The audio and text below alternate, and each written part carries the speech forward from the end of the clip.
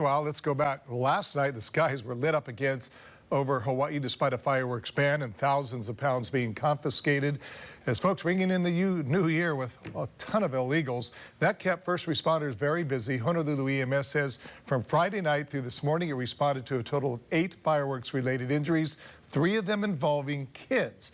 The incident taking place all around Oahu from the west side to the windward side, and the youngest patient only 6 years old. EMS says he was burned when a firework hit him in the legs.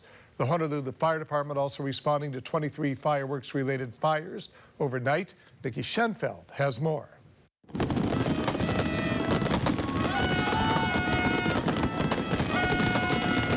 It's the busiest night of the year for first responders. In the last week, there have been 8 firework-related injuries. 7 of those injuries happened overnight, and 3 were children.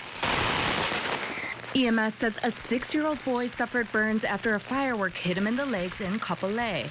At a park in Whitmore, a 10-year-old had extensive hand injuries from a firework blast, and a 14-year-old girl had multiple injuries after an explosive went off inside a room. That was very, very unfortunate. You know, one of the 14-year-old, we believe it was a firework, went off in the house.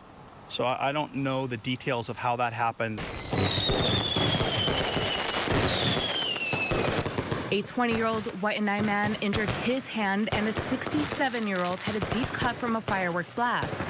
And a 35 and 64-year-old both suffered extensive eye injuries from fireworks. I would say 6 of those 8 were severe. They were disfiguring, and probably will have lifelong changes for those 6 people, whether it's a loss of a limb or permanent loss of vision in an eye. Some of the folks that I encountered over the night, either at the scene or at the hospital, some of them were a little elusive and weren't as forthcoming about exactly what happened because maybe they didn't want to get in trouble or they were ashamed. But all of them, I think, realized the devastating natures of their injuries. While it's fewer injuries than the year before, there were more fires than last year.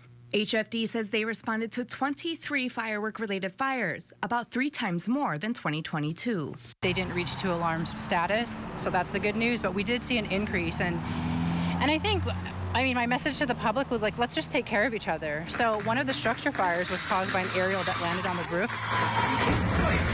She said it could have been much worse. Nikki Schenfeld, KHON2 News, working for Hawaii.